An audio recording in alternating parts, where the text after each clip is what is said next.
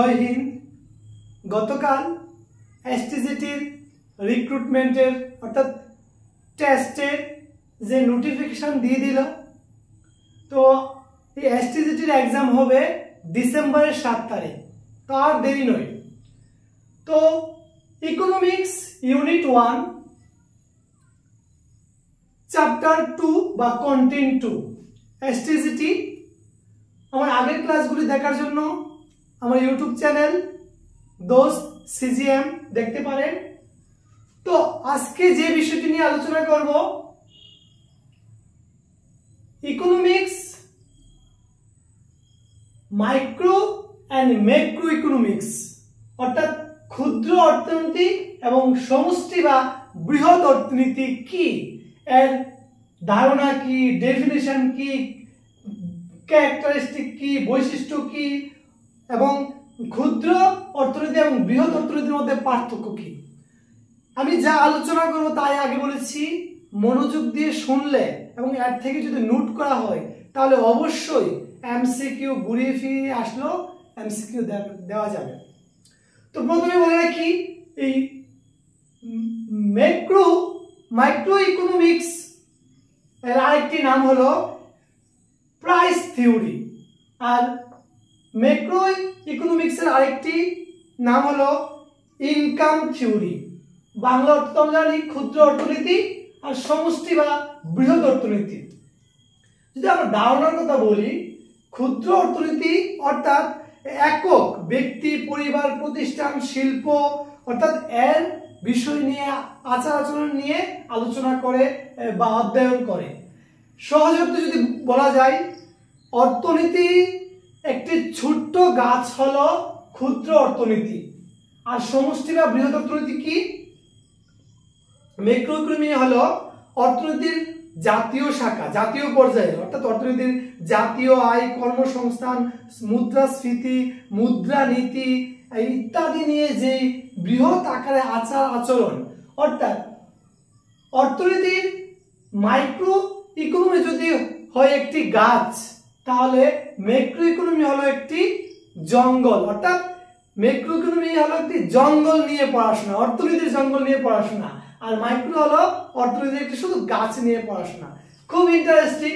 তো তারপরে আমি আসছি যে আমরা মাইক্রো অ্যান্ড ম্যাক্রো কিভাবে বুঝবো, অর্থাৎ তার বৈশিষ্ট্য, তার পরিচয় কি, আমরা কিভাবে দেখলেই মানে ধারণাটা কি নিতে পারি এর থেকে। যদি আমি কনসেপ্টটি শুধু আপনাদের সামনে তুলে ধরছি, আমরা জানি ব্যক্তিগত এই ক্ষুদ্র অর্থনীতির মধ্যে ব্যক্তিগত ভোক্তা উৎপাদক আচরণ বিশ্লেষণ করে। ভোক্তা তত্ত্ব, এটাকে ভোক্তা তত্ত্ব বলে। চাহিদা ও যোগদানের উপর জোর দেয়, চাহিদা তত্ত্ব। আমি কিন্তু ক্ষুদ্র অর্থনীতির কথা আমি বলছি। মূল্য নির্ধারণ অর্থাৎ বাজার মূল্য নির্ধারণ করতে পারে এবং এটা মূল্য নির্ধারণ তত্ত্ব বলে। নির্দিষ্ট কাজের যেমন শ্রম বাজার, পণ্যের বাজার কেমন হলে হবে তা নির্ধারণ করে, বিশ্লেষণ করে। সম্পদের সর্বোত্তম ব্যবহার কিভাবে করা যায়, ক্ষুদ্র অর্থনীতির মাধ্যমে বিশ্লেষণ করা যায়।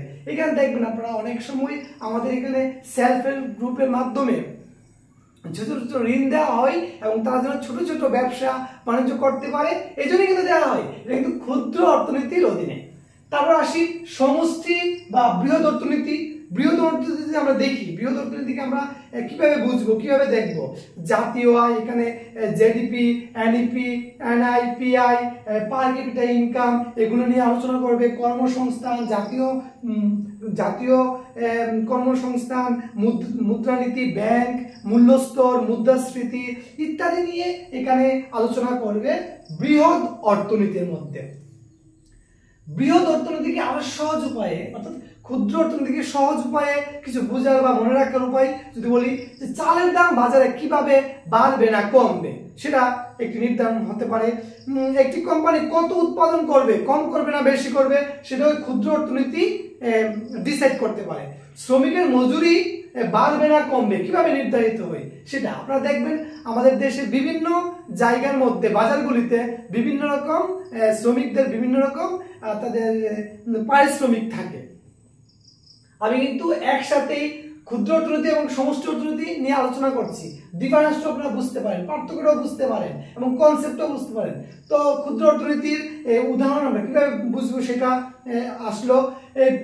বৃহৎ অর্থনীতির আমরা বোঝার জন্য মনে রাখার জন্য কি বলতে পারি, অর্থাৎ মাইক্রো অর্থনীতি পুরো দেশের অর্থনীতি কিভাবে চলবে, কিভাবে তার উন্নতি অবনতি হবে তা নিয়ে আলোচনা করে।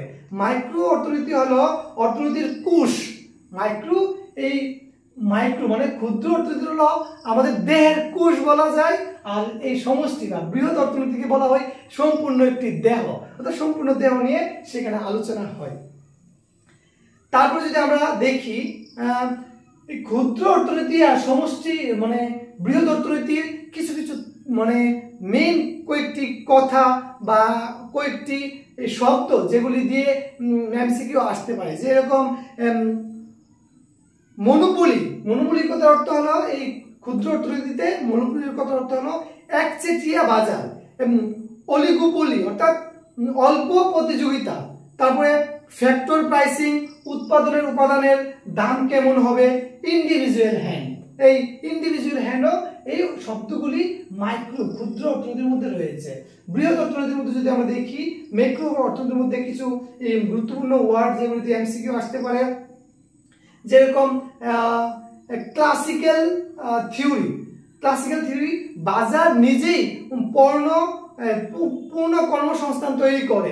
তারপরে এই কথাটা বলেছে Adam Smith, Say's law supply create in its own demand.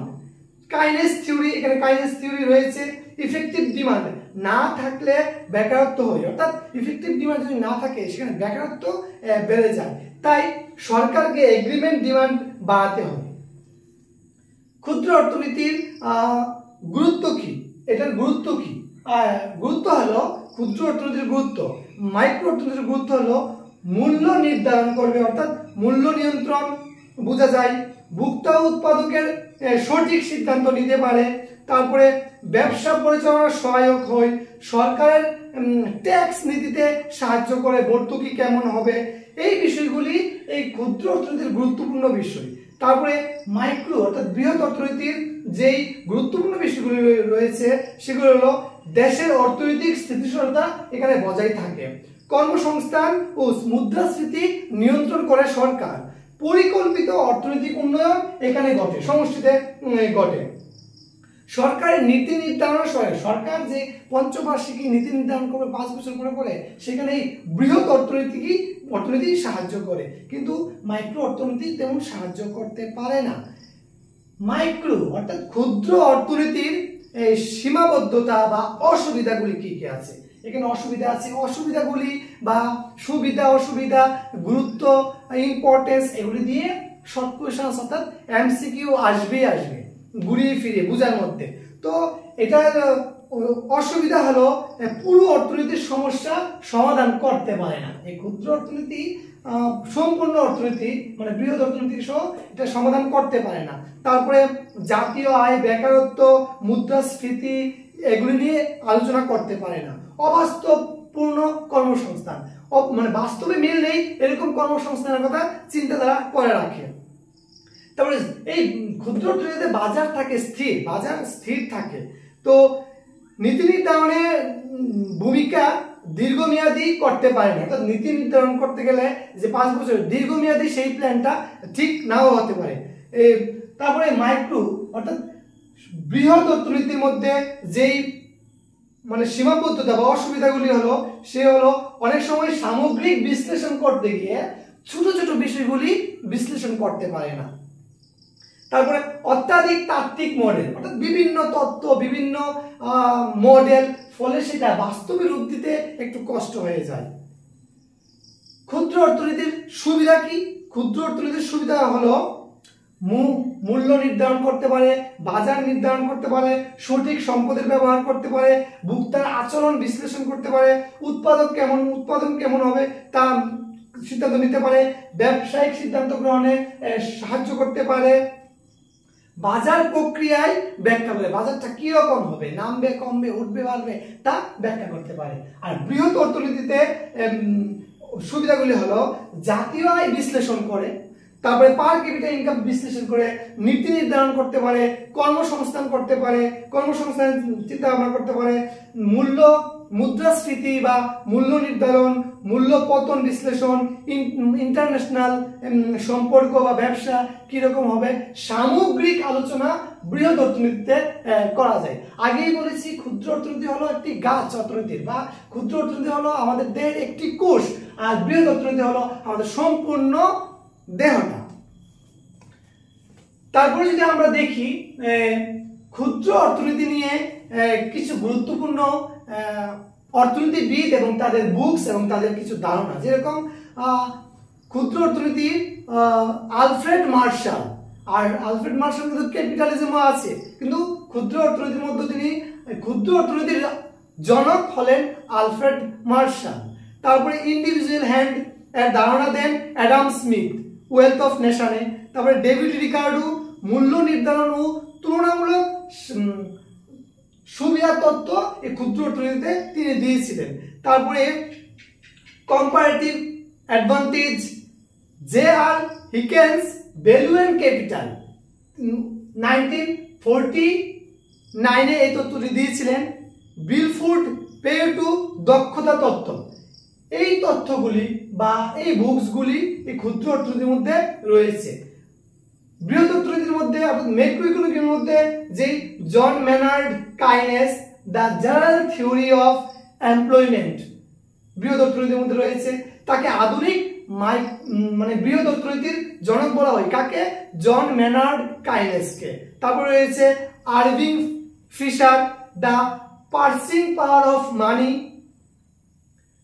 বাগনার Frisch new method of measuring, marginal ইউনিটি তত্ত্ব। তো এই ম্যাক্রো ইকোনমিক্স শব্দদ্বয়ের মানে প্রচলন করেছিল রাগনার ফ্রিশ। তো কে কি বুকস লেখলো বা কি তথ্য দিল সেখানেও অনেকটা আপনাদেরকে কনসেপ্টে ছোট আকারে আমি দিয়ে দিচ্ছি। তারপরে রয়েছে মাইক্রো অর্থনীতির যুক্ত কিছু তত্ত্ব, অর্থাৎ মাইক্রো অর্থনীতিতে কিছু তত্ত্ব, যেরকম ছোট ক্ষুদ্র অর্থনীতিতে কে কি তথ্য দিয়েছে।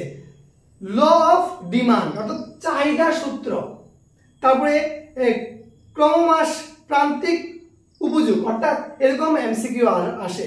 ল অফ ডিমান্ড কোন ক্ষেত্রে, মাইক্রো অর্থনীতি না ম্যাক্রো অর্থনীতি? তো অবশ্যই আমরা যদি জানি যে ল অফ ডিমান্ড যদি মাইক্রো অর্থাৎ ক্ষুদ্র অর্থনীতি হয় তাহলে এমসিকিউ আমরা ইজিলি দিতে পারি। তারপরে রয়েছে থিওরি অফ প্রোডাকশন, এরকম কোশ্চেন আসতে পারে, থিওরি অফ প্রোডাকশন মাইক্রোর না ম্যাক্রোর, তো আমরা ইজিলি করে দিতে পারি। উৎপাদন তত্ত্ব, থিওরি অফ কস্ট, বাজার তত্ত্ব, ব্যয়ের তত্ত্ব, প্রাইস ডিটারমিনেশন থিওরি, মূল্য নির্ধারণ তত্ত্ব, থিওরি অফ ফ্যাক্টর ফিসিং, এগুলি ক্ষুদ্র অর্থনীতির বিভিন্ন তত্ত্ববিদরা, অর্থনীতিবিদরা এই তত্ত্বগুলি দিয়েছে।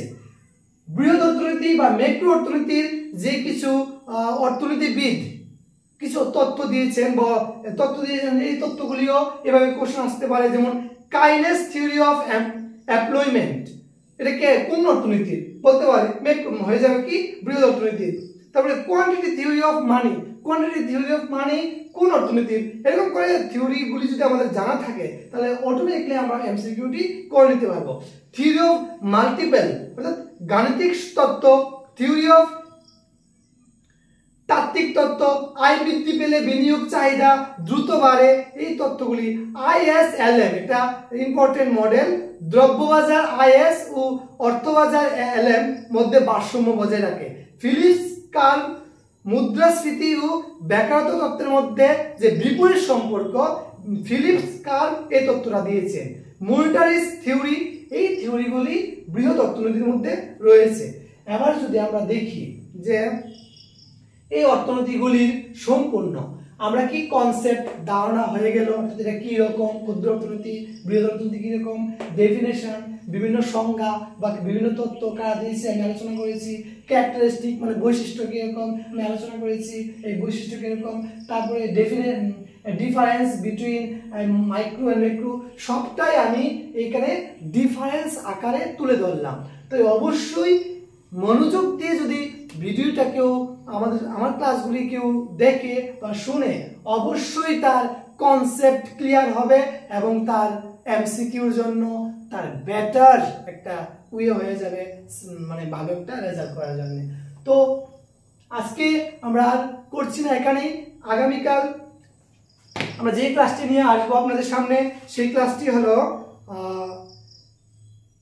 ইকোনমিক্স ইউনিট 1 চ্যাপ্টার 3 অর্থাৎ people as resource, human resource, মানব সম্পদ, সেই বিষয়টি নিয়ে